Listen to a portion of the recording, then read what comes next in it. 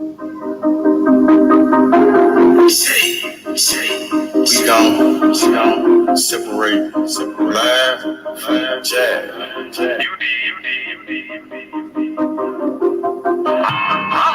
You might understand me. Aeon is better than Aeon. OB is better than OB. Trap. I'm on my motherfucking trap shit. I'm on my motherfucking trap shit. I'm on my trap shit. NBA, I'm the number one in trap. 357, nigga on his ass down quick. Nigga came at me about a fucking bitch. 357, I laid his ass down quick. Blah, boom. Yeah, all that shit. Niggas talking shit. Oh, with all that shit. 20s, 50s, 100 shit, I want it all. First round draft pick, that's how I ball. Big bitch, she bad, but I put that hoe on pause.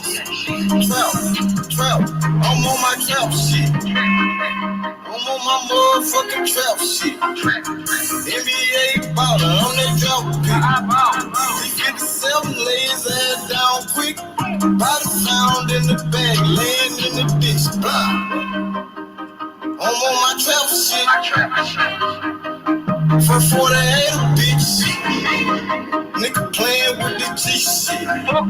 C-Mo, you know I'm with the shit. I'm ballin', girl, paid him back in 96. Don't give a fuck about what I do, cause they don't make you shit. 93 game bad, they drop pick. I don't know nothing about shit, I'm on the trap shit. Hold the fuck up. I don't think these niggas believe in you, man. They sleeping on you, Real, man. I thought ain't you the number one draft pick? I'm on my motherfucking trap shit. I'm on my motherfucking trap shit. I'm on my trap shit. NBA, I'm the number one in draft pick. Close the door, turn off the phone, it's time for this beat. Had to grind for the shadows all the way on me. I'm on some trap shit, you niggas somewhere out there sleeping. Trap like a drive-through, they know I keep it. Bro, I'm mad, cause I keep on firing up that reef. I told them flex, got it, hold it down for my people. Ballin' like a motherfucking drop pick. D57, nigga gon' lay his ass down quick. These scared of sound bad, that's all a nigga need. In my trap house, no sticks, stems, or no seeds. NBA drop pick, that's how I ball. 20, 50, 100 shit, I want it all. I'm on my motherfucking trap shit. I'm on my motherfucking trap shit. I'm on my trap shit. NBA, I'm the number one in drop pick.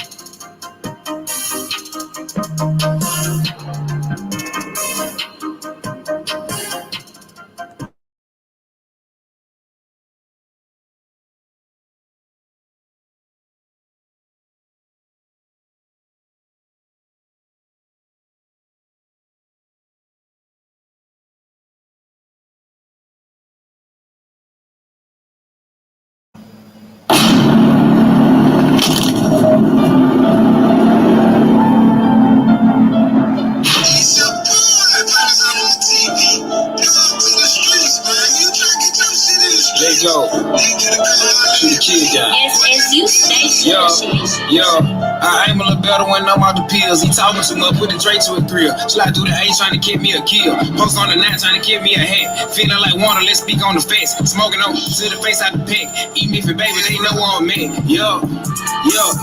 Let go to war, nigga know to be ready. Hand in the slammer, he jelly, no telling. He come home slamming shit like he millie. Got on my ass, I got tired of disgracing. My bitch got a body, she came with a Billy. Bows in the attic, I'm feeling like Billy. Bows in the attic, I'm feeling like Billy. Yo, boy, this and if and then. If I hop out the car, boy, you know we gon' spin again. I'ma call him my evil twin. This a Q37, you know we gon' swear the pin. And ain't no not to fuck with me. Do it so out of town, ain't no nigga touching me. And ain't no nigga booking me. I ain't squashing no B, nigga know that this stuff with me. Yo, drive out gang red light, no tag. Jamming that gun on like pro man. Dr. Miami, I'm dropping the bag. Leo, she running, we snatching the jag. Leo, she running, we taking the car. Get on my body when I poppin' bar. Smoking no gas, this shit come from rock. Hear a lot of money on my head, so I'm sliding through the city with a bad little bit from Dixie. You cannot hop in college, you got you a gun. You know we like kids out of switches. I catch an A-game, nigga shoot 5.56, and I bet I put one in the 50. 392 when I slide through the city. Backside got it, can't go like Ricky. Yo, camping on wax, she ain't did shit, gangsta. We're around town, got both of your Bible. Bump down game, boy, this shit can get dicey. Part 13 says you wanna be famous. Freestyle shit, they gon' put me on famous. Part 13 says you wanna be famous. Freestyle shit, they gon' put me on famous. You know you a bitch, you know you a hoe, boy, you better stop popping the pills. I drop a bag on your head, you know I get that. You know you got 3 days to live. These niggas say they got bodies, they ain't got no body. These niggas not stepping for real. Put down the Glock and one hop in the field. Dolo when traffic, I clutch on the steel. These niggas say they got bodies, they don't got no body. Little niggas just stop out the camping. We might just slide on your block and shoot shit out the traces before niggas say he won't steady. We send a shot out the car and we don't do no arguing. We flip and see just like a mattress. Heard you got booked for your 50. I dumped the whole 50, then disappear just like a magic. I disappear on your block like I'm counselor. Goes at the new year, hear about the left. Let the boy lick it, he did have a bladder. I get off a perk and I aim a little better. But it's get fight like the devil. I don't do the cuff while you trying to settle. Bro got a gun, but I caught the Beretta. I call up and kill him. They slap out whatever. Yo. This shit no motherfucking cap, nigga, you hear me? I don't feel like me with none of this shit, you hear me?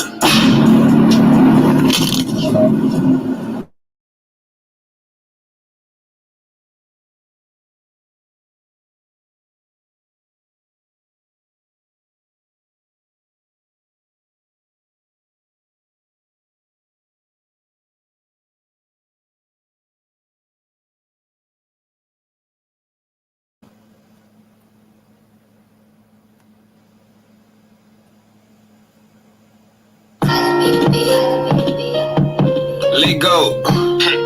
Yo. Nigga still to regular, nigga took off. Yo. Nigga still 900 block. On God. Nigga know what's going on.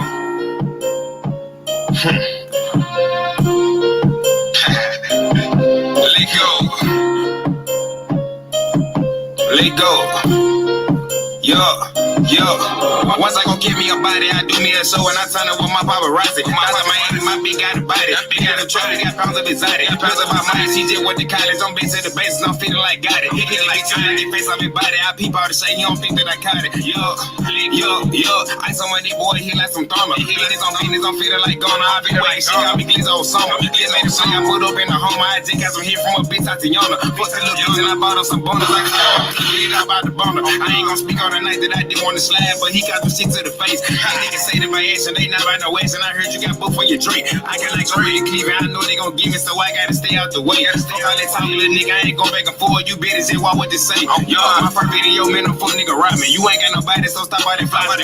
Baby, to creep my apartment. We ain't what fit, but we knock off your night. Cause I know how you stay weak and me any day. Got 100 some sides, they gon' knock off the face. Better ask my glizzy, I been put some weight on for 900 block, but I'm BSDK. My kid from the door, just gave me the drop. We gon' walk the boy down with 100 some sides. We gon' wait till the boy put his ass in the golf. This a big bump start, hit him up on the mark. Squeeze on the glass, let me see like the honest. I just fought the off bitch, I knocked off a buddy. I'm geeked out the righteous, I feel like a zombie. He try to run up, put the Glock in his stomach. Hold on, whoa, let's go. I slide through the block with the drink in my throat. They be watching my pay, they don't think that I know. What you say you wish she was a she to a go. My little bitch running out to get wet like the boy. Try to cop on my shit, so I switch, hit him up, pick him up, leave a brains on the front, on the side. He's a head of the scope. Ice on my body, it hit like some hot guy. Right got the show, 7 cent of the deposit. I just made the bitch from the AC Azada. Hey, she mama sit there and she call me poppy. I'm more than they missing, I guess I'm a topic. We hit it, bitch, and I get face off your body. I already say you don't think that I caught it. Right now, I wanna plug out them loafing and rattling. Fell out with the whole, now the whole try to ban me. You out on Facebook, how you just started rapping. And don't give a fuck about your baby daddy. I ain't wanna make that nigga out of the job. They on the gas in the side, it's a man. I been knocking shit out the park like I'm saying. Say that TV, hold you when you a Grammy. I get out my body when I pop a Zimmy.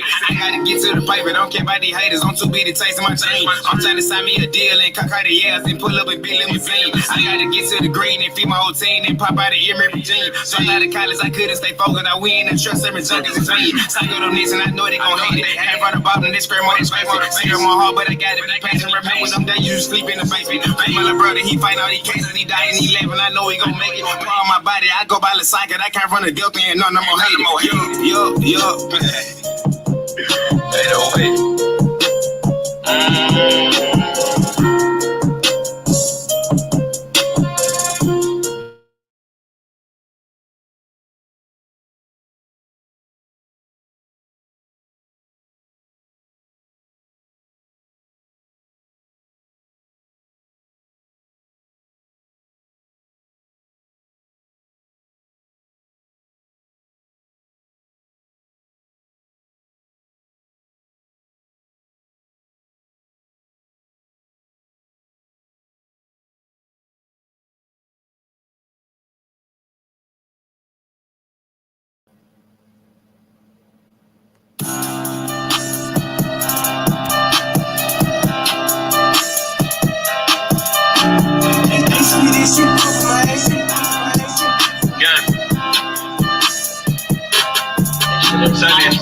Rex, I made this out 448. Back in the boat, make the dough suffocate. Trapped in the traffic like I can't escape. You so fucking broke like you run away from the paper. I got ready now for later. My money go up escalator. You switch on the guy, you a trader. I see the case out there racing. He gone. He did that first, how the fuck are we wrong? I'm on the block and I'm pumping it strong. Don't call my phone, it ain't more than a zone. If he got it, then let's see the cutie. I'm pouring foes and he walking the minute. Man, I can show you how to turn, let me demonstrate. I'm trying to get into real estate. Popping my shit, I can see why these niggas hate down. Put a grill on their block, we gon' pop out. When them shots get the fine niggas pop out. Hold on, Jay, he a rich fucking drop out. Put double lock for it, so we gon' rock out. No deal, real like bringing them racks out. Walk through the door, we ain't doing no pat down. Reach for a chain, he gone, he a pack now. Go crazy. We the ones who on the already stepping on shit, one fuck with the crash out. Not one, but everybody ice out. Nigga mad cause that bitch get piped down. Nigga don't come outside when the lights out. Strap said right like we let dice out. Presidential peel up in the White House. With the call shots, I can walk out. Spin go crazy. Rich call me Eddie, but I'm going 180. That nigga that faded. That nigga ain't made it. Pop shit like we made it. Ratchet City hoe wanna have about baby. Put his face on the penny. He there up, he just my baby.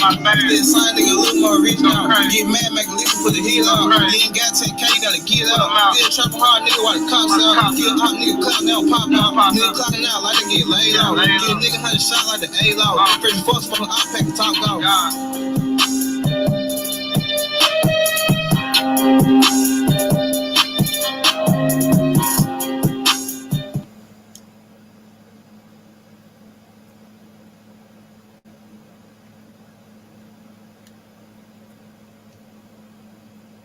This shit is hot exclusive.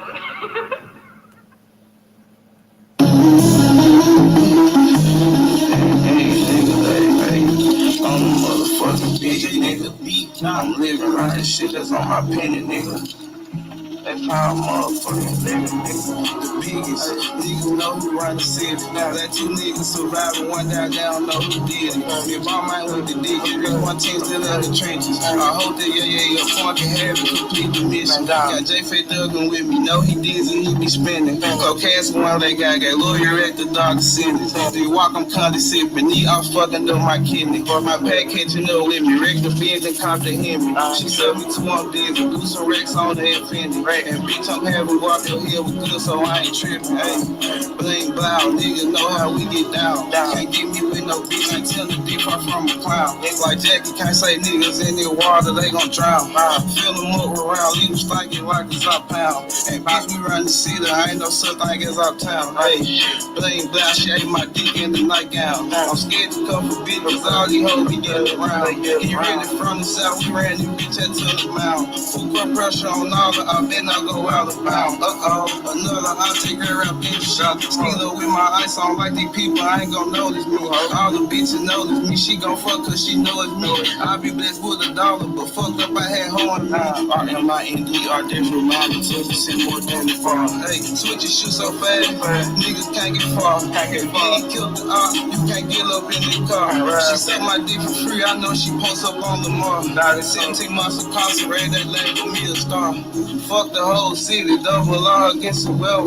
EBG, all them pussy niggas gon' die together. Don't play with them too loud, like a levy, taffy scratcher. You niggas ain't killed the op, so y'all just smoke the pressure. So tag that guy the dress and put his head back together.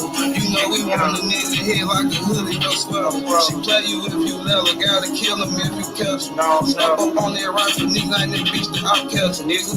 Hey, find y'all some safe to do. Nigga got shot shooter still, why we can't relate to you? Face to face, you a hoe, social media, do what bitches did. Come outside, I bet we spend the block like a hula hoop, nigga.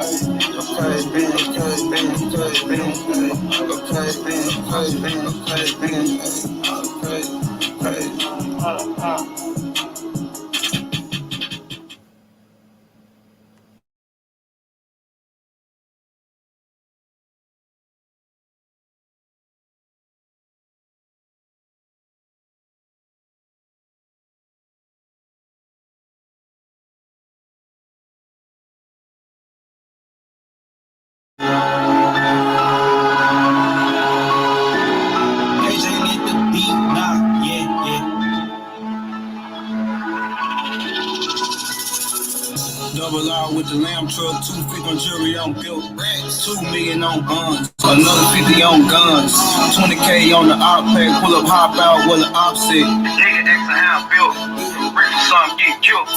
Double R with the stars in the inside, all black material. Low key, we ain't feeling you, lamb truck, when we plug, we feel you. Niggas asking how I'm built. Niggas asking how I'm built. Let me tell them how I'm built. B2 murder case in 2 years. Got out going dumb, flying these phones, niggas like a bumblebee. City knows really wanna be. All my ideas, they really live under these. Niggas asking how I'm built. Niggas asking how I'm built. 50 racks to a lawyer, 100 racks to get my whole case filled. Everybody wanna know how I'm built, but I'm cardio without no deal. All white road truck with a black wheel, and blue shoes, you trying to give me a meal. I spent 30 racks on the product grill. I bought my chain, I hit a new field. Had smoke with me, they ain't lit. I'm telling you niggas know how I'm built. Double R with the lamb truck, 250 on jury, I'm built. 2 million on guns, another 50 on guns, 20K on the op pack, pull up, hop out, with an offset. Nigga X and how built, rich son get killed. Step on nigga with my nigga, we ain't nigga no more step, bro. We really going up elevator, nigga hating cause we on another level. Niggas asking how I'm built, niggas asking how I'm built. Red line with the red key like a jet when I switch gears. Riding for my feet on the gas, I hope I'm crash, I'm living life fast. Girl, I got some withstand the mad. Friday, toe tag on no man. All my got me with no flash, the smoke is up, can't get no. Yo, what's happening? Yo, Nate, what's up, Nate? What's up with it? Nathaniel, what's up with you? What's up? What's up? What's good, man? How you feeling? Man, I'm feeling vindicated. Man, good to have you on the platform, man. I talked to your peoples, man. So I know you good. I didn't know, you know what I'm saying? I didn't know what to expect. To be so many trolls around this motherfucker. You feel me? Well, all I gotta say is, Mama, I made it. Hey, Nate. So let's talk about it, man. Ryan Garcia, Javier Fortuna, man. What's your thoughts on this fight? It's an easy fight to predict. Ryan's gonna get him out there in between 6 or 8 rounds. Golden Boy has some of the best matchmakers in the business, and it's a business. They know what they're doing, and they're gonna get this out the way. I think they hope that Fortuna gives him some, at least push him a little bit, so they can see Joe Goosen can correct some things, and then I think they're gonna fight Tank Davis, and that's a 50-50 fight. So you think if Ryan Garcia can get past Javier Fortuna, the next fight is with Gervonta Tank Davis? Yeah, that's a 50-50 fight. The zone, they need their subscribers up, and that's a fight that's gonna help. And right now, Tank wants to make a lot of money, and that's a big fight for him to make a lot of money. Yeah, absolutely. I think, man, everybody's trying to make some money. I think Ryan Garcia is trying to make some money. So is Oscar De La Hoya. But do you think the time is now for that fight? If Ryan can beat Fortuna, do you think they should make that fight happen next, or should they build up a fight between Tank and Ryan because they so young? Make it happen next. They can fight again at some point at 140. Ryan has already talked about that 135 is getting hard, and Tank says he's comfortable at 135, but he can be at 140 in the near future, probably when he's 29 or something. So it's a fight they should make I don't see it being a fight where both guys gonna take a whole lot of punishment. It's one of the fights where one punch is gonna end it and that's it. And usually that Yeah. type of thing happens. A fighter can still have a good career. It's the ones where they take beatings where it changes them. So what you think about the sides of the street? Well, what's good, EJ? What you think about Ryan being with Oscar De La Hoya, Golden Boy Promotions, and the Zone, right? Then you got Tank Davis, who's with Floyd Mayweather, Al Heyman, and a Showtime PBC. So do you think these guys can make a joint pay-per-view to make a big fight? Well, that's why they got people behind the scenes who look up the data, they look up the interest in both fighters, they look up the search engines, they do all that type of stuff. They crunch the numbers and see how many people that's casuals are interested in Ryan Garcia or Javante Davis. And those are the people that actually they sit down. What they call them? I think they call analysts. It's something analysts, but they basically just look at the numbers, the data, the statistics, the gate receipts. They do all that and they put it together and see, all right, this is a fight worth where we can split the revenue. And more than likely, I think the Zone is going to do the pay per view and split it with Showtime. But it's interesting to me where one platform is a TV network and the other one is on the OTT net platform. I don't know how that is going to work, but they said they can make it work. I've heard them say it, so I just want to see how, in my opinion. For sure. EJ, man, what's your thoughts on this big fight? Ryan Garcia, Javier Fortuna. Well, well, Ryan Garcia with his head up. Look, let's call a spade a fucking spade. When he fought to go, even though to go was on that he was on that BMX bike of his the whole time after the first or second round. Every time he did decide to mix it up with Ryan, he scored decisively. I might add. So let's put Ryan in the ring with Fortuna, who is not gonna let that head up straight like that just go without putting in a punch or two. That being said, Ryan's in for a rude awakening today. He's either gonna box or he's gonna get fucked up. That's what I gotta say on that. So But it's you all feeling? about Go ahead, keep cooking. it's Go all ahead, brother. about Barbosa tonight. You like That's what I'm Barbosa? thinking. Yeah, fuck yeah, Barbosa gonna take that shit. What you think about Tiafimo and Barbosa? Man, I want to see that, man. Once Barbosa fucking this kid tonight, he's fighting is no joke. Don't get me wrong. He's not gonna Are be. these undefeated Puerto Rican kids? Yeah, you Zorilla. know, and me being Puerto Rican, I should be on his side. That's not it. I'm looking at you know me. I'm looking at the skills of each fighter. I don't give a fuck where they come from. You know. So that's a non-factor in my thing. My thing is I'm looking at the skill factors of these fighters. Now, it's gonna be a tough fight tonight, but I do believe Barbosa's gonna take it, and I want to see a Teofimo Barbosa fight. That's gonna be a fucking fight to watch. Absolutely. Is it true that Ryan Garcia came in at 140 pounds today? I did not see the weigh-in, man. That's what somebody's saying. I seen a couple guys make videos said Ryan Garcia was 140 pounds. I don't know if it was a clickbait or if it was real. Yo, what's up, Hot Rod? What's good, man? How you feeling? What's up with it? Fortuna is going to get knocked out in 5 rounds, bro. Oh, Ryan Garcia with the early knockout? Bro, they're fighting at 140, bro. It is 140. I thought it was 135. Bro, Fortuna came in at 138. Ryan came in at 140. Ryan Garcia was talking all that shit about Javier wow. Fortuna couldn't make 135 pounds. This shit is a joke, bro. It was supposed to be at 135. So I'm taking that as Ryan done with 35. Yeah, he's probably His done. last fight was at 139 to catch weight with Tago. And Ryan during fight week was like, Javier Fortuna couldn't make weight. He tried to pull out of the fight.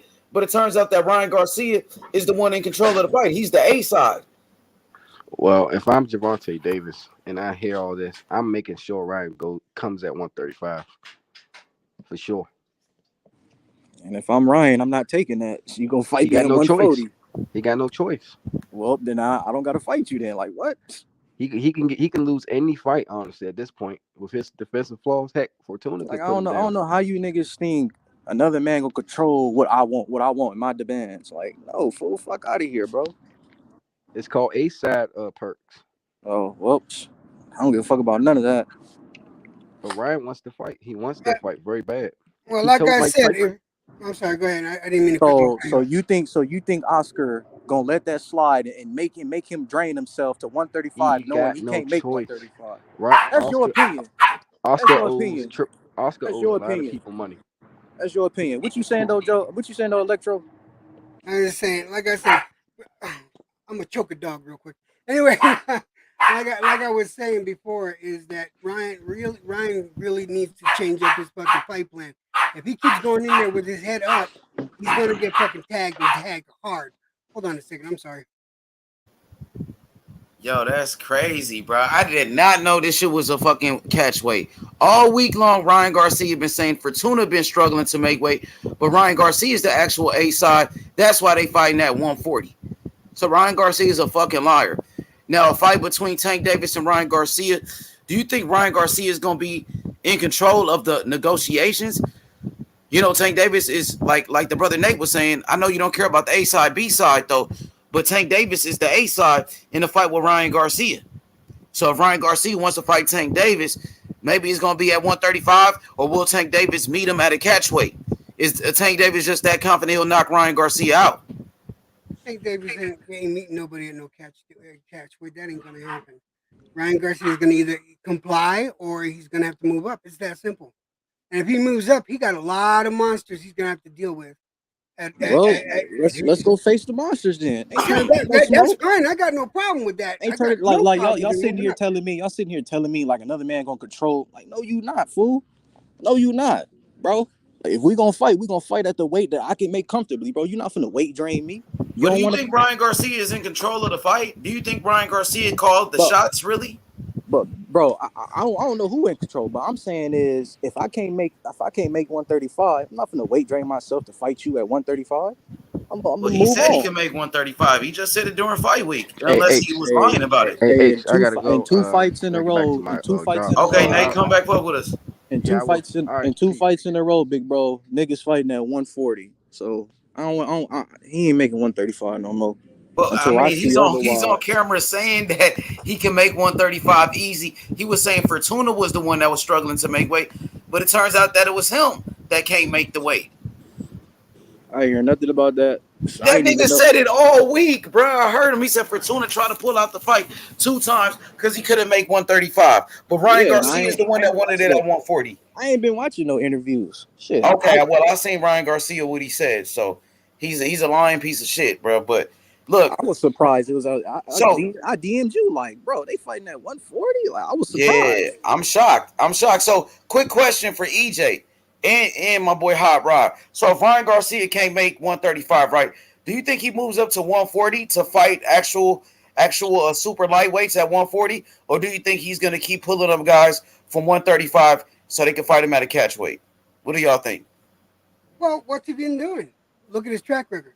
Tell you that answers the question itself right there. Honestly, um, I don't know. Listen, I'm not a big Ryan. I'm not a big Ryan Garcia fan.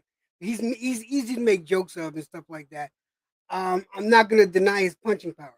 That I'm not gonna deny. The man has some knockout punching power. He's got a terrific knockout punch. My problem is, as far as boxing ability, he still has a lot to learn with his defensive abilities. So does he want to go up against those monsters at 140 or not?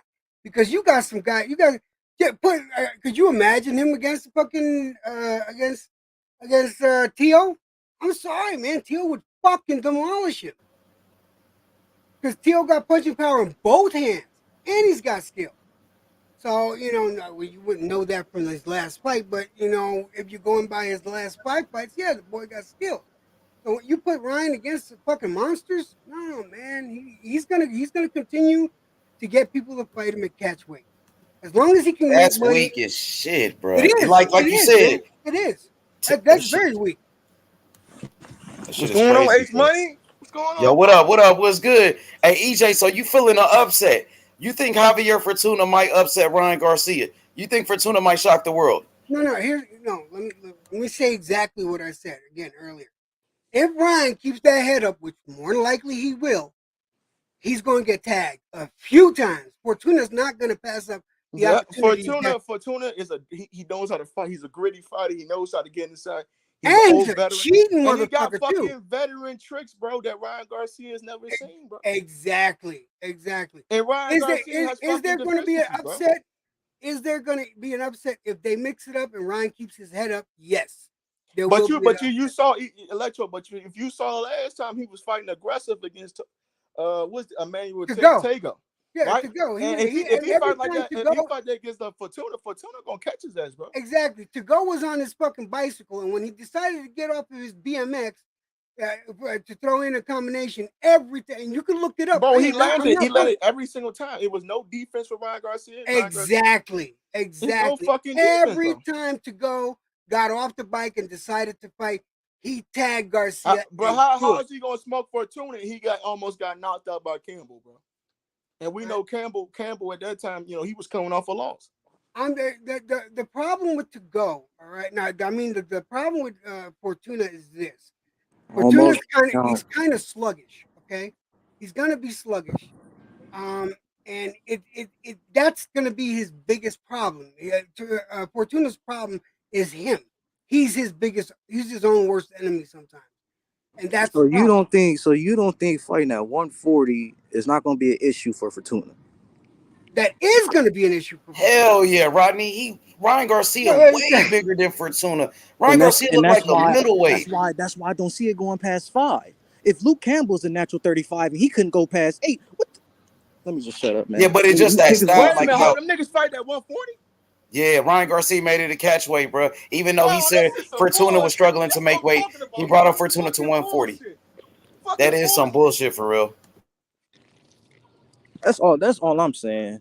So you understand where I'm coming from with this, right? H Money. So I'm not saying it's going to be an upset, but I am. I agree with you, bro. I agree with you. I think Ryan Garcia is going to win.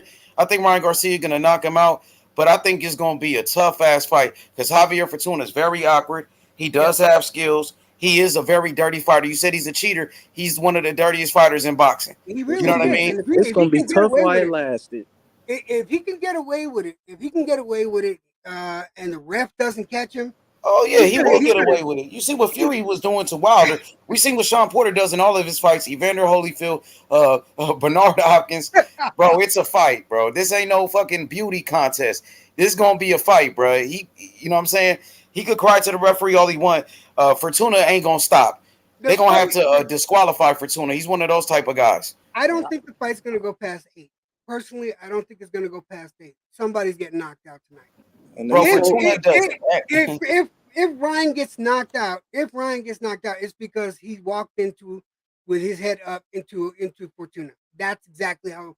That's the only way he's gonna walk into a punch with his head up. If Ryan wins the fight, all right, he's gonna be taking advantage of the fact that Fortuna's gonna be extremely sluggish. The only Fortuna, if he's gonna do any fucking damage, he's gonna have to be in the first 4 rounds. And I don't see Fortuna knocking Ryan out in the first 4 rounds, but I do see him fucking tagging him and doing some damage. It's going to be a good fight tonight. Don't get me wrong. Not tonight, tomorrow. It's going to be a good fight tomorrow. But mark my words, Ryan's going to get fucking tagged. If he doesn't start learning how to fucking defense fight, he's going to get tagged. And he could possibly walk into a punch that's going to put him to the canvas. It's that simple. That's what I want. I want to see resistance. I don't want to see an easy fight. I don't want to see a blowout. Maybe y'all want to see a blowout. I don't. I want to see resistance. I want to see what you've been working on, bro. Show me something. I don't want to see him. I don't want to see him just being a mummy and follow him. Follow like to go. I want to see some resistance. I want to see Fortuna put Ryan on the back foot, however much he can. Like I want to see some resistance. You want to see some resistance? Watch the fight tonight. Tonight is a fight. God damn it. That's going to be a fight tonight, man. I ain't trying to see a goddamn blowout. I want to see a fight. They trying to make it a blowout, though, Rodney. They bring Fortuna up to 140. Yeah, I don't get that. Have every advantage possible. I don't like that. It is weak. It does kind of take away from the victory. How, Rod? That's the whole point of Garcia, man. And that's what's so fucking upsetting about this kid. He has a lot of potential. A lot of these fighters have a lot of potential. But, them playing these fucking catchweight fucking tricks, I can't stand it. It's not a game I like being played. Now, Electro, I wouldn't be mad if it was somebody that was a natural 35 pounder, but this man is a 126. His first belt was at 126, bro. You making him fight at 140? He only fought at 140 one time in his career, and the fight only went 4 rounds. Oh man, Yeah, they smart, bro. They know. Oh, what's up, DJ? DJ's out there. What's up, man? What up, DJ? What's good? They smart as fuck, bro. I had no idea they pulled this shit off, and they did it at the last minute. So during fight week, nobody was talking about this catch weight. They did it at the last minute, so nobody could talk about that shit. They think they slick. For sure. You know for sure. If I would have told you, because I DM'd you and YB like, bro, you know these niggas fighting at 140, right? I'm like, I seen Blue Blood made a video, but I didn't know if it was true or not. I didn't know if Blue Blood was capping, but it turns out that it is true. It is at a catch weight. That shit is hella weak. So Ryan Garcia has the advantage already. He's already the bigger guy. Now he's fighting at a higher weight class. Fortuna is a very small guy, bro. He's only 5'6". Man, 5'6.5". But H, what I noticed, big bro, Fortuna got some long ass arms to be 5'6". He got a 69-inch reach, and Ryan only got a 70 or 71. 72. 72. Yeah, I'm like, damn. Hey, but like I said, styles makes fights. Yeah. Ryan Garcia is still a young fighter who's still learning. Ryan Garcia, that's why I want to see some resistance. Wait a minute, hold on. It is because Fortuna gonna test him. Niggas is telling me that this fight gonna be at 140. Like they don't come on, Yep. Ryan Garcia. You don't even fucking fight at 140. And Fortuna is really not a 140 pounder. He's a 135 pounder, bro. Thank you. Like he's trying. He know he can't win the fight. Actually, it's more like what Hot Rod said. He's a 126 fighter to be completely honest, man. To be completely honest, he's natural. I think his body weight's natural 135, but he fights at 126. Now, granted, Electro, it has been a long time since he's been at 126, but it's like still, bro. This man started his career at 126. You not really a 35 pounder, bro. You blessed to lose all that weight and make 35. How big your ass is? You blessed Ryan to do that. Garcia about like 5'11", 5'10" in real life. He's around that 140. Bro, he's not a 35. He's a 4. Bro, Brian Garcia can make 47 easy, bro. Yeah, he could. Nah, but all these dudes can really make 47 easy. T.O., Devin Haney, these niggas can make 147 easy, but they just fighting them low weight classes, man. I heard young Bill say, I think it was earlier today, but I think he went to the fight and he saw Ryan Garcia and he said natural weight, that guy's at 160. He'll come into the weight. He'll come into the ring at 160. He doesn't have that. He's a big guy, but he's very linky. He's not a thicker version. Like no homo, bro. He don't have like that size, bro. He just got that height, kind of like a fashion. Who y'all say? Who y'all talking about?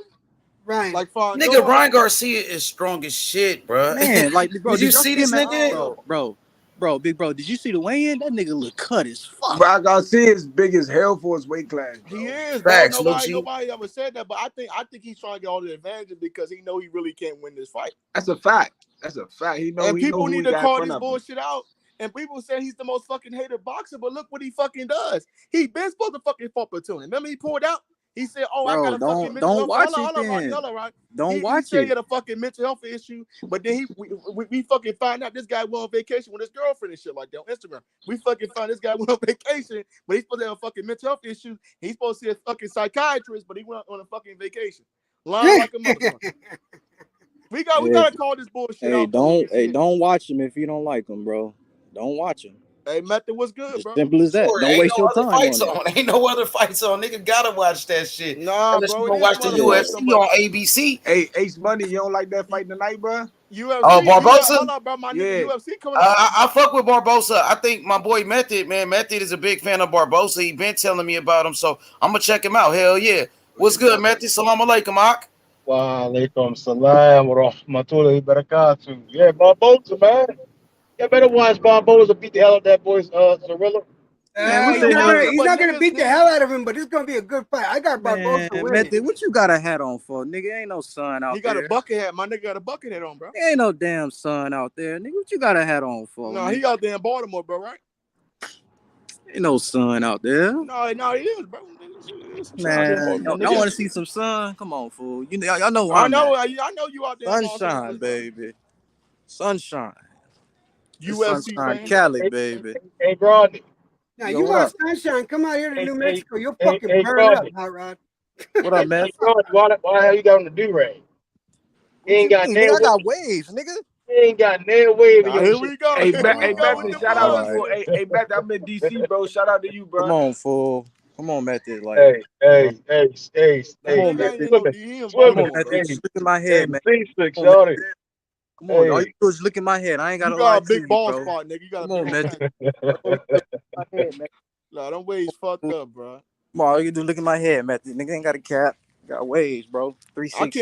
can't wait to see Ryan Garcia get his ass whooped tomorrow. Though. But I think Ryan Garcia's gonna win. Exactly. He gonna win, It's bro. like you just want to see him how y'all lose. feel about that Jake Paul fight, bro? You just want to see him lose, bro. That's crazy. Hey, but it's true. A lot of people was watching Mayweather just to see him lose, though. Niggas hated Floyd. Niggas was watching Mayweather see him lose, though, bro. Mayweather was talking so much shit, like he made niggas would like go against him and shit like Ryan that. Garcia, look at all the shit Ryan Garcia's talking. He's talking shit about Canelo. He's talking shit about Tank. But at least Floyd Mayweather backed that shit up, H-Man. At least that nigga exactly.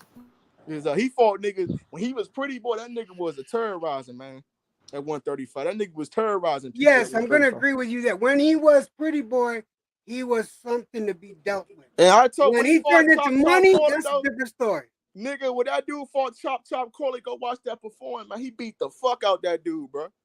Beat his ass. That was a war. Chop hurt Floyd Mayweather a couple times. But nigga, Floyd Mayweather didn't fight a smart fight in that fight, bro. Now that was he whooped his ass though. He did beat the shit out of Chop. Yeah, but Chop did hurt his ass though. Hey, Method, what you think about this catchweight? Ryan Garcia fighting he fighting Javier Fortuna at 140. You know, all fight week, nobody said nothing until today. We didn't know it was a catchweight. They try to hide it. During fight week, Ryan Garcia said Fortuna tried to pull out this fight 2 times because he couldn't make 135. Turned out that Ryan Garcia wanted to fight at 140. He lied about that shit. Yeah. What's your thoughts on it? What's your thoughts? They changed that shit last minute. I've been telling y'all, he had no been too much time, too many layoffs, you know. So by the time he came back, he no longer a welterweight. He really a 140, 147 pound fighter. You know, after that Luke Campbell shit, and then going on vacations and breaks. Yeah, bro, y'all see that shit. That was some bullshit, bro. He a big boy. He belongs at welterweight. I just don't understand, like, bro, Ryan Garcia, bro, you need to go fucking fight Jake Paul. That's who you really should fight. That's the fight that we need, bro. Hell nah, we don't want to see Ryan Garcia fight no Jake Paul, bro. But we know that Hassan, we already know. Hell no, that nigga better fight at least Tank Davis, my nigga. Yeah, at least fight Tank, nigga. Fuck that, on, bro. We already know Hassan Rockman's son gonna take a dive, man. We already know what's gonna happen. Jake paying that nigga already, bro. It's gonna be like some Tyron Woodley shit, bro. The way you be thinking is just so retarded, bro. I know, bro. I know, bro. You gotta have a good laugh on here, bro. You gotta have a good life, bro. Bro, like, come on, fool. Like, if you don't believe that nigga Jake Paul gonna pay that nigga to take a dive, then you must don't know boxing, then, bro. We all know this shit already. He ain't gotta pay him to take a dive. He gonna go up there and really beat the shot out. If he preparing to fight Tank, you see what I'm saying? He fought one southpaw on Luke Campbell. He fight another southpaw for Turner, the shorter guy. But you know, it's a mixture of styles. But it's none of that shit really gonna have him ready for Tank. You know, just get him close as possible. You know. Hey, brother boxing, niggas talking about A-side shit. This nigga Jake Paul put a catchweight on this nigga Rockman. Yeah, he did, bro. Like, that's bullshit, I mean, not a catchweight, a rehydration clause, bro. Jake Paul. Yeah, they all doing that shit. Canelo be doing shit like that. Fucking Ryan Garcia doing shit like that. Floyd Mayweather was doing that, bro. That's crazy, bro. Nigga, he got a rehydration clause. I hope. Boxing is so much pussy, boy. It's so much. That's some whole ass shit. It's so much whole ass shit in boxing, bro. Niggas got so much whole tendency, man. Shit, that's why niggas going to UFC, Matthew. And Matthew tried to hate on me while I was trying to turn him on. No, I mean 140 where he comfortable at, shit, make the fight at 140. I ain't tripping.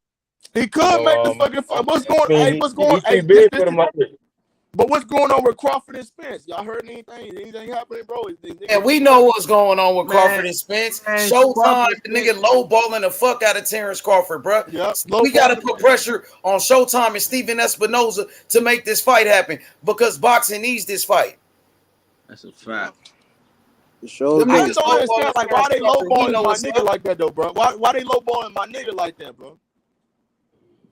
That's fucking bullshit. You know why? When somebody try to overprice themselves, somebody really don't want to fight. When a guy is trying to lowball you, that means they really don't want to fight either. We know that Terrence Crawford. Hey nigga, we know that Terrence Crawford is the face of boxing.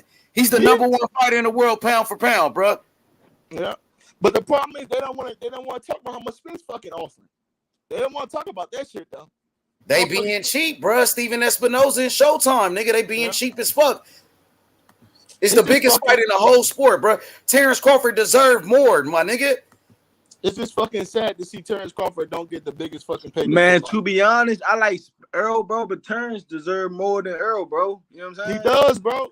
That's a fact. I'm going for Earl, but it's just the truth. I disagree. Hold up. It should be a 50-50 down the middle, bro. Both them niggas bring something. If it's not a 50-50, it should go to Terrence, bro. He should be getting more money, bro. He did way more. Bro. I love Terrence, bro. Terrence only got but one belt, but that nigga was undisputed. Bro, he done more in the sport, He done way more, bro. And I'm going for Earl Spence, bro. Them niggas trying to base it off 147 now. That's what they trying to really do. That's what that shit don't, bro. That shit don't, man. I agree with you niggas, but they try. If you see what Earl Spence said, I'm the big fish. I got 3 belts. Let me get 70-30. See, they was really saying at the first point, that's what y'all niggas gotta really keep up. They was really saying 60-40. That's what the fucking fanboys were saying. Now fucking Earl Spence fanboys saying they want 70-30. And he don't deserve a fucking rematch clause. Man, 50-50 that shit. Let them boys go in there and put them boots on, buckle up. That's it. Nah, bro, nigga, you know boxing ain't gonna be like that. What we saying, bro? Niggas ain't gonna do no 50-50, bro. Boxing is really a fucking business. It's really not a combat sports no more, man. It's really a fucking business. If it don't make sense, they not fighting. It's all business, bro. It's a fact. Yeah, it's just fucking sad to see boxing become a business now, bro. And because it's just sad because it really should just be a combat sport, man. The problem is, right, that they both know they don't make that fight, they fuck. You see what I'm saying? Like, you couldn't put on no other fight. It's not a fucking fight, bro. If you're a real boxing fan, right, it's like they gotta make that fight because ain't nobody else gonna want to see shit about. Who want to hear shit about either one of them? You get what I'm saying? When none of that shit matter. You know I ain't gonna lie. There's too much money in 2022, 2023. Rich. For them not to make a fight. Salute, man. Whoever that was, man, salute to him, man. Yeah, man. If these niggas, imagine if they wasn't to fight. I don't think I would tune into that shit. I don't think I would tune into actually, I would tune into a Bud Thurman fight. I would tune into that bird. Hell no. Oh, man, Crawford wants Spence now. We all know that shit. Spence, bro, if they don't fight, I'm done with this sport. Yeah, bro. Like, bro, I get what he's saying. Like, bro, I already told niggas, Rodney. I already told niggas I was watching UFC, bro. That shit, UFC card this Saturday, bro. Niggas need to turn in this Saturday. This shit gonna be lit, bro. Ain't nobody, man. Fuck UFC. I know, nothing, but nigga, you was watching that shit, nigga. I turned you on that shit, nigga.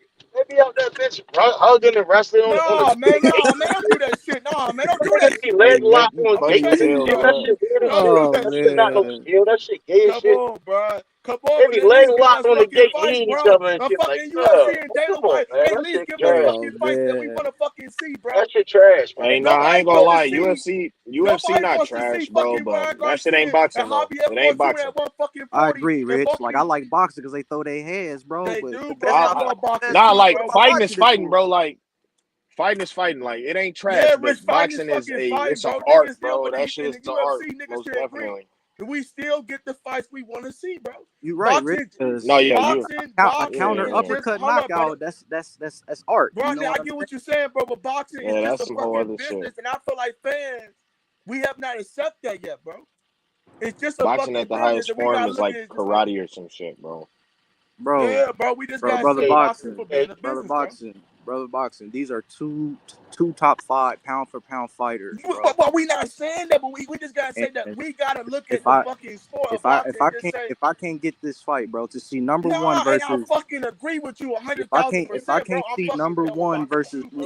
What is If we it? don't get this fucking fight, Errol if we don't Spence get this number fucking career But number brother 4 boxing 5. do got a point because in the UFC they let the best fight the best, nigga. Ain't no ducking really No, yeah, they going bro, make no on them. in fucking that ducking, sport. They nigga. make them.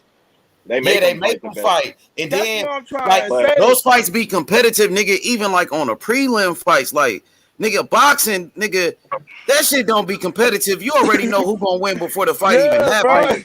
Like today, this catch weight. That's not competitive, bro. That's not competitive, bro. But see, the problem is, boxing fans, we want to keep acting like it's a combat sport. It's not. It is a combat sport when they get in the ring, but it's fucking a business, bro.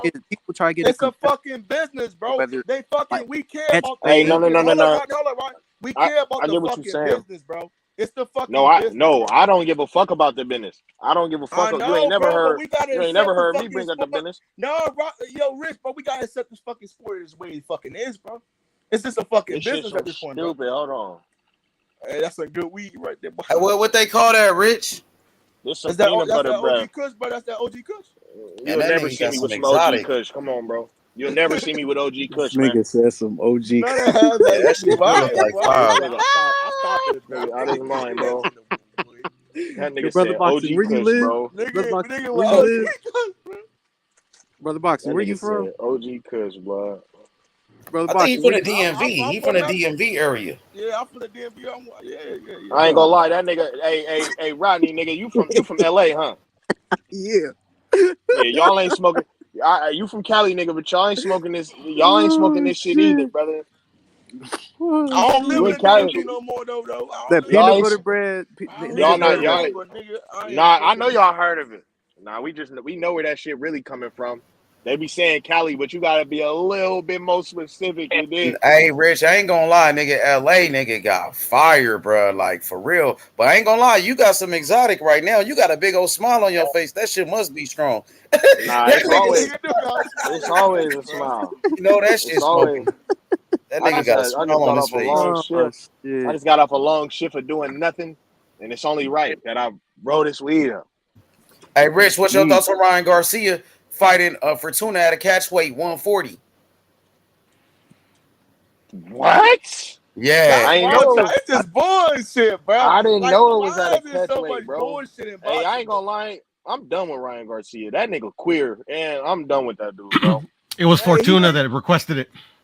Yeah, it was But Do you Fortuna, guys? but Fortuna, hey, I don't Sly, care. Fortuna can't This pick is and choose what weight to fight at. Do you No, he guys nah. think requested it. Ryan He Garcia is asked. gonna make I another ain't Ryan fucking? I ain't Garcia's gonna last lie. fight was at a catch weight too, Pete. Yeah, So at he do Yeah, he 139, practice bro. the was. catch weights. Yeah, Yeah, but no, this I fight don't was think it was requested Do by Fortuna. you Team guys think Fortuna. that nigga gonna make another excuse I for don't Ryan? believe it I was Team doubt that, Fortuna. I bro. believe it was I Ryan doubt that, bro. Garcia. Because Samson, Ryan Garcia let's is go the with A saying side. himself. Fortuna can't he cannot dictate anything to Ryan Garcia. And what's up with Ryan that He Garcia didn't is the A girl, dictate. man? side. He asked. He asked. How you know? Samson, shit, I don't know how to pronounce his last name. Samson Samson the promoter? Lipskowitz. Samson, the The promoter. promoter. Yeah. Okay, I believe Ryan Garcia is a liar and he's full of shit, bro. Because Ryan Garcia, his last fight with Emmanuel Tago was at a catch weight. Ryan Garcia cannot make 135. He's a liar and try to blame Javier Fortuna for that. Fortuna Whoa. ain't never fought at a catch weight. He ain't never missed weight or had a problem. Wait. So Ryan So, can't make so he had a so 135. he's in cahoots with Fortuna's promoter. Is that what you're saying? I mean, I'm pretty sure Fortuna's promoter agreed to the terms that Ryan Garcia came up with, but we know that Ryan Garcia's last fight was at a catch weight, and it's another catch weight. He cannot make Well, 135. he never said that he agreed to the terms that Ryan Garcia came up with. I mean, of course, if it's a catch weight, Ryan Garcia is the one that, he's the one that came up with the catch weight, just like his fight with Tago. Not per Bro, Ryan Samson better not Lipskowitz. fucking lose, bro. If I Ryan mean, anything loses, is man, possible, bro. I mean, I I gotta don't go know. by I what the don't think promoters Ryan say. should I be mean, fighting you're calling the Fortuna, promoter a bro. liar? Well, I mean, hey, promoters lie all the time. All promoters are liars. Yeah, all right. most Well, then definitely. And I just Samson got to is go by definitely what a the liar. information that's out, available to me. I know Oscar is You know? a big liar. Oscar, one of the biggest liars. I know I don't know a Javier, promoter he's a that's liar. not a liar. Oscar, I Al don't know a Heyman, promoter Tom that's not a Brown, liar, Eddie bro. Hearn. Bob Al Heyman Arum, don't talk, Eddie so Hearn, all them Yeah, motherfuckers. Floyd yeah, Heyman Mayweather, don't talk. Leonard, like all them niggas when they talk for Yeah, other Heyman men, doesn't talk. that when it's talking about fighting, bro, like they're gonna end up lying, bro, to save face for somebody, bro. These niggas just be saying whatever. But you got to just realize when they can, and you got to be able to know a lie when you hear that shit. I hear a nigga say something dumb, and damn near instantly know he lying. Like, what the fuck is Ryan? Like, nah, bro. Like, if Ryan too big for 35, he shouldn't be fighting 35 pounder. He should be fighting 140 pounders now. Yeah, He he's can't bringing. make the Fortuna weight. requested this Thank weight. you, Rich. Fortuna requested this weight. No, he Fortuna's did never not, fought. bro. It Yes, was he Fortuna's did. I Ryan just never. said. I got Ryan Garcia is receipts. the I A got side. receipts. Ryan Nah, Always Rich, Garcia's come nah, with the Rich. last fight was Fortuna at a receipts. has, catchweight. Rich. Always come with the One receipts. Fortuna time. fought Ryan at Garcia 140. is Yeah, one time in his No, career, Oh, 2018 okay, against okay, Adrian Granados. One Tell okay, time. him. okay. Tell him, Rodney. yeah, one Cause, time, cause, but Ryan cause, Uh, cause when Garcia's I, last fight was at a cause when I catchweight, heard and then this, his next fight is at a Rich, catchweight I again. went to go look up Fortuna resume and see, Ryan like, damn, have Garcia's you the ever one that's fought at too big 140? for 135. Ryan, Not damn, according to Fortuna Samson fought at 40 though. Liskowitz. That's crazy, bro. Cause he a little nigga, bro. He's small.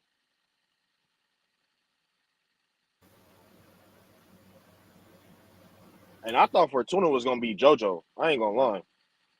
I thought Fortuna did beat JoJo, to be honest.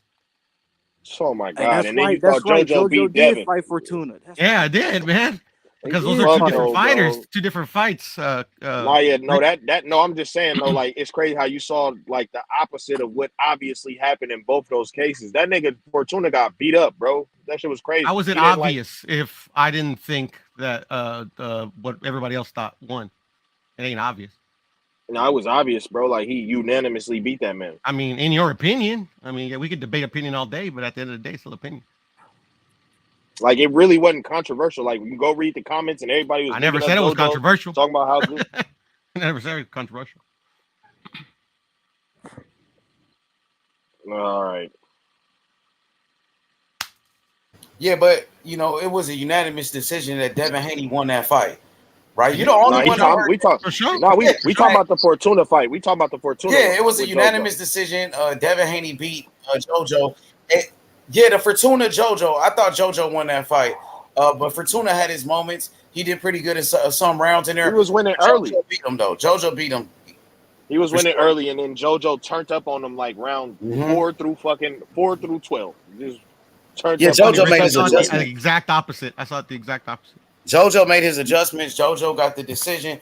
JoJo came out on top. Then Devin Haney outboxed JoJo. Man, we got to see what's up with Ryan Garcia, man. There's so much controversy surrounding Ryan Garcia, man. You never know Ain't no what to controversy. expect with him. Oh, Why would controversy Ryan with fight the Canelo. nigga? Why Are we would talking why would Canelo? Ryan fight the nigga that Devin Haney beat up? That the nigga that like why would he fight the nigga that like why would he fight Fortuna and not JoJo? What the fuck is going on, bro? JoJo had that little pending court case. Ah, hey, Nothing and happened. what's up Nothing with happened. that? Nothing Yeah, so happened. what's It up with that? everything. I think it left fucking. I think they did the decline to press charges or some shit like that. No, okay. Like if I he was think gonna I think decline the that's the press fight charges, next. I think Ryan gonna fight JoJo next. that'd be some dumb shit. If he was gonna He gonna fight fight I'm JoJo, it thinking JoJo should at have been Tank. I'm now. thinking 140. Tank. I Watch. got a feeling. It's hard to happen, but I got a feeling it might be Tank. Might. It But might be JoJo's Tank, up. but he might All right. fight JoJo at a catchweight at 140, my nigga. JoJo No, at that's too high 140, for bro. JoJo. That's too high for JoJo.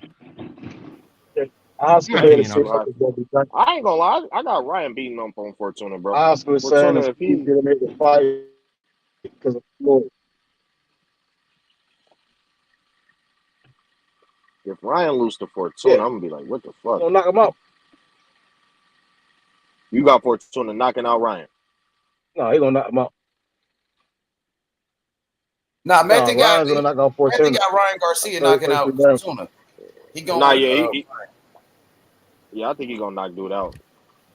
I don't know. Fortuna's an awkward fighter that knows how to box. Yeah, first Ryan round. Garcia, nigga, Ryan Garcia got a lot of flaws. The first Ryan round. Garcia don't know how to fight on the inside. Ryan Garcia don't know how to fight on the back foot. Ryan Garcia is still a work in progress, bro. Fortuna's an awkward fighter that know how to make it an ugly fight, my nigga. Y'all sleeping on Fortuna in this fight. I think I was a little too high on Fortuna. Fortuna Fish is destined. I mean, and unless Ryan is fucking shit, he should beat up on Fortuna, man. Fortuna shouldn't even have a heart after what JoJo did to him. JoJo lost a point earlier in that fight and still unanimously beat that dude, bro. And Styles make fight. I think Ryan just too big and strong for him, bro. Yeah, he is big. He is strong, but Ryan don't know how to fight on the inside. Ryan Garcia don't have any defense. Ryan Garcia don't know how to fight on the back foot. Javier Fortuna is a dog. You seen Javier Fortuna made it a tough ass fight with Robert Easter Jr. And a lot of people thought he won that fight. Fortuna He know damn how near to beat box. Robert Easter Jr. Exactly. Fortuna know how to box. Fortuna ain't no bum. He ain't He not a fighting bum. I ain't saying Robert he a Easter bum. though. Oh yeah, Ryan Garcia hit much harder than Robert Easter, and he's much stronger than Robert Easter. But he's But he not tall. the fighter though. He not the boxer he is though. Exactly. Nowhere near the IQ. You're right about It's that. setbacks and you feel me, additions to everybody. Like I said, I don't know. Like Ryan, he should probably steamroll Fortuna. Like JoJo was socking on Fortuna, and Yeah. JoJo's not strong compared to this nigga Ryan. And Ryan, he not the boxer JoJo is at all either. So Yeah, JoJo know how to apply pressure better than no, Ryan. yeah, no. JoJo is a much more Ryan like beat skilled fighter than JoJo Ryan for by a far, that bro. Exactly. night. So I don't know. I disagree. So nah, he's much more. Ryan would Ryan is beat talented as Fortuna and fuck, but JoJo JoJo in the was he's an not same Styles, big Olympian skilled. though. fights and all, you know. JoJo was an Olympian. JoJo was a world Yeah, champion. yeah. Ryan didn't go to the Olympics. No. No, he was beating Devin in the amateurs. Remember? Yes, he was. Yeah, Devin I beat him remember. too though, man. They was 3-3. I, It was This three. I nigga remember messing. I remember the last fight that they had. That nigga Devin embarrassed that man, and that's exactly why this nigga Ryan is acting like he is now. Why would we even bring up the Emmys if Ryan is and getting the knocked fight down? before that, he gave Dev his only standing 8 count. So what are we talking about here? That's fine, but I just said the last time they fought, like when they were the oldest they Sounds like could a have been. wash to me. But why are we even talking about the Emmys though, Rich? No, yeah, that's what I'm saying. Because you got excited. No, Kiro, you're the one who got excited when Method brought up the I'm just fact that fucking with Ryan. you, bro. Yeah, I know. Yeah, I know. Oh shit. I don't know. Ryan cool, bro, but he talented, but his skill he ain't really skilled. He's talented though for sure. I can see He's why he skilled was steamed. and I talented. can see skill is like the time that you And you put beat a in. Devin It's like Haney, but what yeah, I have no, is zero like skills. no. See, but this is Yo, what I'm I'm saying, with bro. Big Like Bro on this. the amateur Ryan is a fight, work the in amateur. progress, man, and I'm just riding the wave, man. Like Big Bro said, he a work in progress. It's a lot of things he don't do right, so I'm just waiting for him to fix it, bro. We just I don't gotta think see, Ryan is the type of nigga that'll fix that though. That's what I'm saying. Ryan Garcia got very bro. far We being gotta very see, bro. The talented, kid, bro. he's only what 23 years old. We gotta see how he look when he's No, 26. I'm He not. like we I'm gotta not just gotta saying that he see. won't handle business. I'm not saying that he won't handle business, but Ryan Garcia, it like the same way he knocked out Luke Campbell in the 7th round with a body shot, and Luke Campbell hasn't been knocked out by other world class fighters, bro. I'm not saying Ryan Garcia is a bum, but his game is not skill. It's obvious talent. It's like this nigga is fast, tall, and he throws a strong left hook. You feel what I'm saying? And that should always have somebody in the game, most definitely. That nigga got Luke But Campbell out of there. Rich, I Rank's not see, bad either. but Rich, He got a good I see jab. a kid that has a jab, but he don't throw it. He I got a was gonna good say that jab. right see him now having too, a Rodney. jab. Underrated I don't. jab when he throws it. I don't I know see. anybody who has a jab and just doesn't throw that bitch. I don't know anybody who does that. A lot of motherfuckers got good Crawford jabs. barely They throws just So his name jab, bro. they get who nasty. has a jab that we most definitely see them fuck niggas up with a Tank got jab and they just a good ass Tank does jab. not have a crazy jab, bro. He does not have a good ass jab, bro. He just doesn't. Tank has a good jab when he uses it, right? It's not like with Devin, right? He has to use his jab. Nobody has a jab and just doesn't use it. It's Listen, ingenious. It doesn't happen, bro. Tank doesn't have to use the jab to the same degree that Devin does because Devin can't do what Tank does. I know he Tank cannot can use get his jab he the same way he we can't saw in get the Rolly socked up fight by bums. You to, right, he to move cannot do that Rolly shit. ass around. All right, Because bro. Let's keep it on Ryan though, man. Come on, man. yeah, I'm trying to keep the Ryan. Ryan is similar to Nah, that. this Like nigga, he these uses niggas be his throwing jab, gay right? subtle shots. Ryan can use his jab to set up that right hand, to set up a hook. When have you To ever seen block, it though, right? Facts. bro? Facts, When method. have you The Luke seen Campbell that fight. though, bro? Go He watch did the Luke not. The Campbell best fight. to It go. wasn't even. That's not Go how he back. set up that Hold on. fucking Go left hook back to the and Bro, watch body, the bro. Luke Campbell fight. It Rich, wasn't even close. when he was fighting Luke Campbell, he was popping his ass with that right hand. Facts. Yeah, and the jab. Well, It the wasn't right even hand, close. the He right set the hand would be knockdown up with Ryan's that strong jab. hand. I It ain't was a gonna right lie. hand. Yeah, it was just the knockdown. Only thing they gave Luke Campbell a highlight was the knockdown. Besides that, Ryan was beating his ass up. No, Ryan was like fake. He was most definitely bullying them as time went on. Like Luke Campbell Ryan was would looking bully. very soft in that fight, bro. Ryan would bully a lot of niggas, bro. He too But didn't damn I big just for say him. that though? Didn't I just say that though? I just said Luke Campbell has never been bitched by world class fighters, and Ryan got him out of there in He 7. said. Ryan, Ryan said. his Ryan talent is said he gonna gonna take him beat. a lot of places, bro. He said he gonna His beat skill Devin as well. Nash, yo.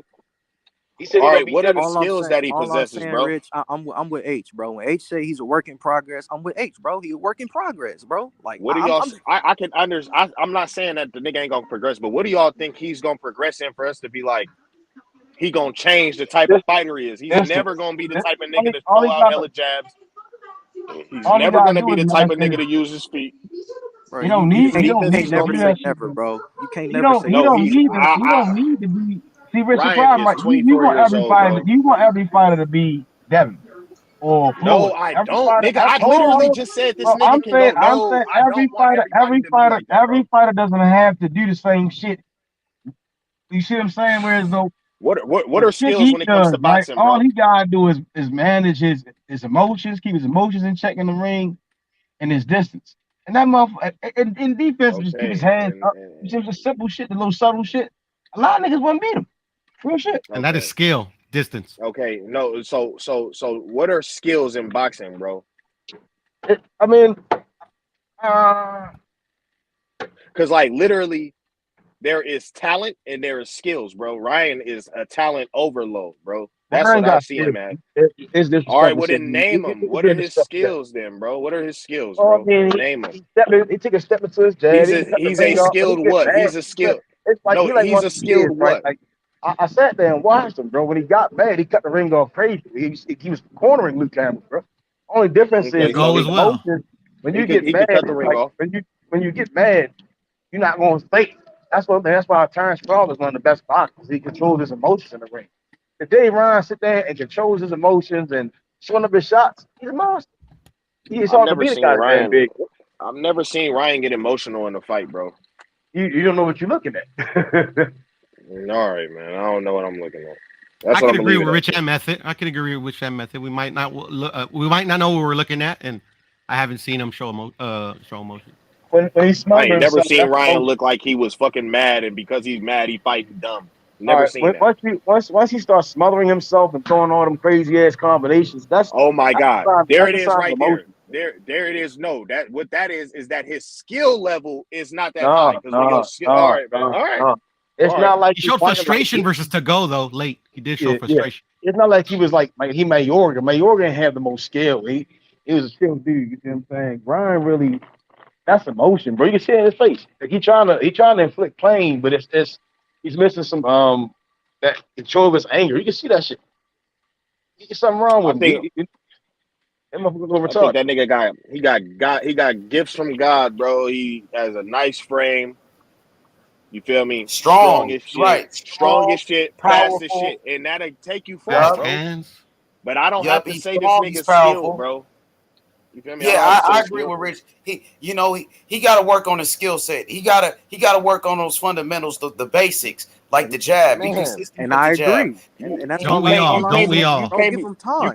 You cannot be skilled without the fundamentals. That's what I'm saying. Skilled is He is is lacking being skills though. All right, skilled is so if being hella good at the So, fundamentals, so bro. To Rich, where it's like, Rich, I can that's understand. what we I can disconnect that. understand if I he's say Devin 27 years old, fundamentals go out. Rich. Devin I can fundamentals go out understand the if he's window then. 27, Well, how's Rich, he but he's got only shit? 23. I can understand if No, he's he's 24. He's 27. 24. Yeah, he's 24. He's still like a young fighter. You're right. So he does have time to develop, but he got to take that shit serious. Oscar, what but up? Oscar, what's good? My boy Ryan got as far as he has being who he is, and that's why I'm saying he's never gonna change from that. And that's not even a problem because he can still do So great. do you think he needs to get humbled? Do you think he needs to take a L to change? No. No, I think no matter what, I don't think Ryan needs to change. He then beat up on Luke Campbell, a nigga who never got done like that without changing. He doesn't need to change. He probably ain't. He'll probably lose to some people we don't expect him to because once you got it, when your defense ain't tight, like you'll fuck around and lose a fight that probably motherfuckers ain't think you'll lose, bro. But Ryan is a great fighter, bro. But I If you don't like don't, the nigga because he's soft. You know what I'm if you don't, saying? yeah, I I think don't think he's that's a the great thinking. fighter, bro. He's a great talent. He's a great talent, but I ain't gonna Yeah, say he's he's a a great talent. fighter yet. He hasn't Yeah, proved that he's a great fighter yet. My bad. Great talent. My bad. He's a great talent. My bad. See, I'm giving him too much credit. I think he just hating on him. Yeah, all right, calling I'm him hating on soft him. sounds like hating. No, I said he's soft because like he turned down the title shot. And he's never been a champ. He's very like. We know what I mean, bro. Have you done stuff that you regret? No, I didn't say that he was like obviously this nigga Ryan fuck around and beat my ass if we ever got in the ring, bro. I'm not saying that the nigga can't fight. Like I'm talking about I'm saying like mentally, like bro, like you never been a champ and you keep making excuses on why you're not gonna fight the champ. You damn near scared. If you scared of another man and y'all get paid to box, you damn near soft, bro. But I mean that's hard to tell if you never met a man. The name of the game ain't fight to do what they want. That ain't his fucking boss. The more we think I about just it, said it's like if you never been a he's not in champ, the bro. game to do what the fuck they have say to do. No. But it's not motherfuckers called a title eliminator though, bro. Everybody can say whatever the fuck they want to, right? And it don't mean shit because at the end of the day, it don't. Bro, Devin didn't say I'm the champ. I want to fight you, bro. Because Dev say they ducking niggas ducking. See, and I'm not gonna lie, Method, bro. Nothing from Dev's performance say a nigga gonna duck him, bro. Hey, Method, it's just a principle that Ryan Garcia fought in a title eliminator to become the mandatory. Devin Haney, the champion, was there at the fight. He does not call out the champion. If you're going to fight in a title eliminator to become the mandatory, it's only right that you fight for the world title, that you fight for the belt. I agree. I ain't going to lie. I agree if that's what comes out of his mouth, right? And that's not what he said. He even said that shit today. He don't give a damn about them belts. He just want to put on big fights and be remembered for putting on big fights. He wants to put on big fights with Fortuna. But when Cambosis Emmanuel Tago, bro. About fighting Cambosis. Well, who else is he when Haney got the belts, then the belts could have fought Haney. Could have fought everybody. Cambosis wasn't a big fight. That shit was trash. Why the hell y'all was a big fight because he I ain't gonna lie, bro. It was a big fight. I want to know what Bernard Hopkins is talking about. It underwhelmed, but it was a big fight. You watch the shit on top right when you stream, the shit wasn't that big of a fucking fight. Hey, Method, you from Baltimore, right? You don't think Ryan is soft? What we talking about? Let's be realistic. You don't think Ryan soft? You think Ryan is thorough? I think Ryan would step to you, bro. No, okay. No. I ain't gonna lie. Ryan most definitely would not step to me.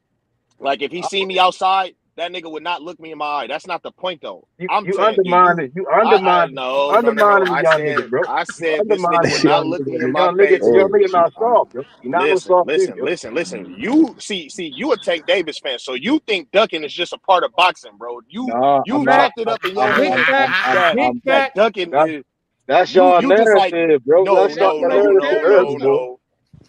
No. It tells because you real sympathetic for the duck, but when Earl ducking, see you think Earl ducking Bud, so you don't fuck with Earl.